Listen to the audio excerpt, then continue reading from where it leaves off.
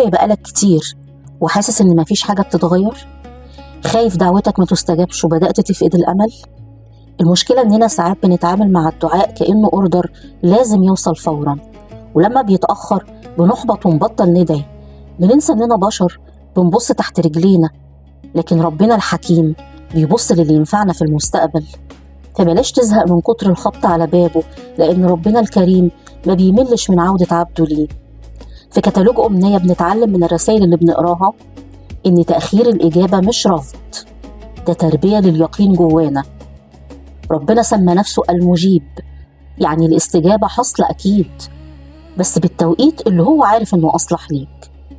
ساعات المنع بيكون هو عين العطاء، وممكن ربنا يأخر الإجابة عشان في مكانة هو عايز يوصلك ليها لسه ما جهزتلهاش، أو عشان قلبك يلين ويشتاق للمناجاة أكتر.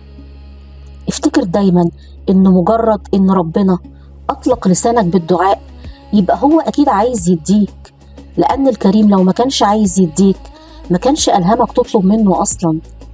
خليك ثابت ومستمر، لأن اللي خلق الدودة في الصخر مش هينساك وهيجيب لك رزقك لحد عتبة دارك. خلي قلبك واثق، الدعوة اللي طالعة من قلب صافي وموقن بالإجابة ما بتتردش. ولو محتاج رسالة دافية تطمن قلبك كل يوم تابعنا.